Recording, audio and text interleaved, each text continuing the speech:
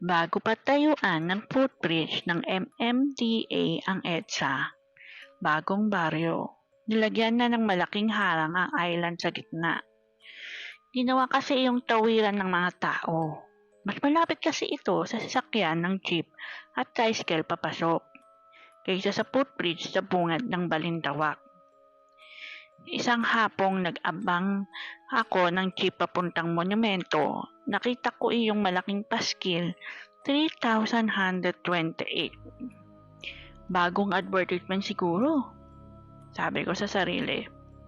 Mga alas 3 ng madaling araw nang makauwi ako galing sa isang inuman sa Malate. Nag-taxi kami ng tropa ko at ibinaba nila ako sa tapat ng pabrika sa EDSA Bagong Baryo. Magkakalayo ang mga road lamps kaya medyo madilim ang kalsada, lalo na sa kinatatayuan ko. Malabo pa naman ang mata ko. Inaninagan ko ang mga paparating na sasakyan. Mga kumukutitap na headlights ang nakikita ko, kaya doble ingat. Lalo pat may amats na ako noon, dala ng naghalong alak at antok. Pagtingin ko sa kanan, may namataan akong taong papalapit. Medyo natakot ako. Baka kasi hold-upper. Hinapa ko agad ang wallet ko. Isang matandang babae lang pala, may kasamang bata na hanggang baywang niya. Minto ang dalawa sa tapat ng istasyon ng bumbero. Mga ilang metro mula sa kinatatayuan ko. Naasar ako noon. Mas malapit kasi sila sa tulay sa Balintawak, bakit hindi pa sila doon tumawid? Alam na nga nila na delikado. Sa bagay, may mga nababalitaan din kasi akong may mga tumatambay na hold-upper sa itaas ng tulay. Papalit-palit ako ng tingin sa mga humahagibis na mga sasakyan sa kaliwa, sa mag-ina sa kanan. Isasabay ko ba sa pagtawid ang mag-ina? Medyo matanda na yata ang babae. Sinipat ko ang mukha niya. Alanganin din tumawid ang dalawa. Nakahanap ako ng tiyempo. Nagsimula na ako maglakad papunta sa island.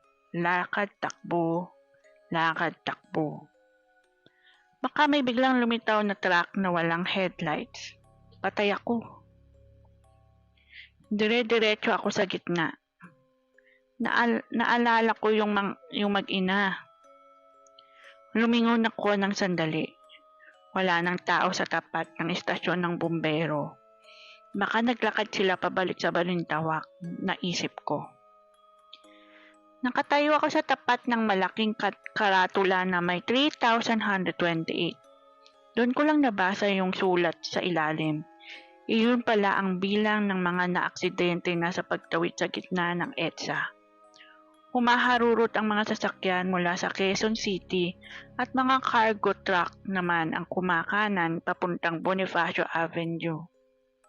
Sa kabila ng babala, marami pa rin ang tumatawid sa kalsada. Sinira pa nila yung dating bakod para lang makalusot. Sa parteng ito ng kalsada, mas delikado. Mas mabilis ang takbo ng mga sasakyan galing Quezon City.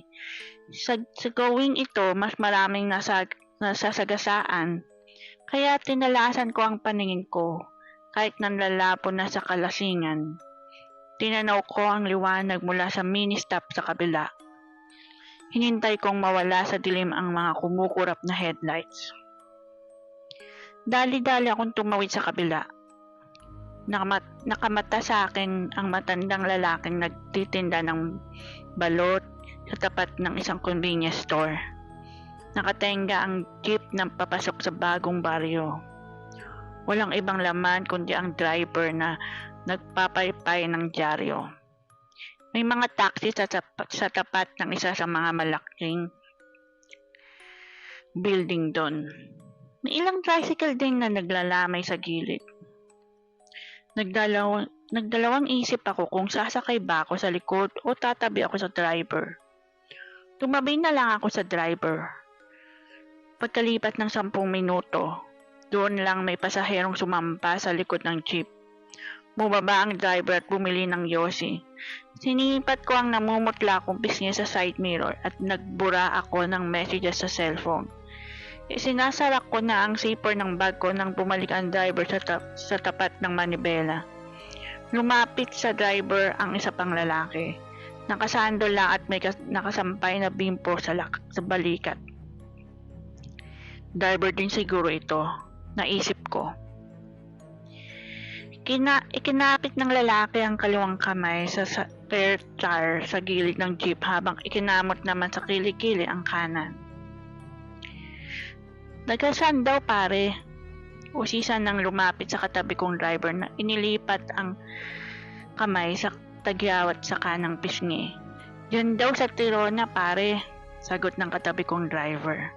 Wala na yun paninigurado ng lalaki. Ay sigurado, sagot ng katabi kong driver. Durog daw ang utak yung bata, kumalat daw yung bituka sa semento. Chik. Nakatitig lang ako sa kanila. Umalis ang lalaki at bumili ng yosi sa mamang nagtitinda ng balot. 5 pasahero na ang naghihintay sa likod namin ng driver.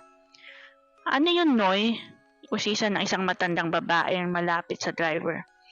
Nilingon ko ang babae, nakasuot siya ng bota, may dala siyang timba na pinatungan ng maliit na bilao at transparent plastic. May nasagasaan po ng truck kagabi, sagot ng driver habang nakasilip sa salamin sa tuktok niya. Nasagasaan, Noy? Ay, kawawa naman. Sino raw po yung nasagasaan? Singit na isa pang pasahero. Matanda po, sagot ng driver habang inaabot ang bayad ng isang pasahero. Babae, matanda, saka isang bata. Ay, kawawa naman. Halinghing ng babae. Bigla akong kinilabutan. Naalala ko yung mag-inang nakita ko sa tapat ng istasyon ng bumbero sa kabila ng EDSA. Hindi ko sila nakitang tumawid. Wala akong namataang naglakad sa gilid ng kalsada. Sumabay na siguro sila sa akin.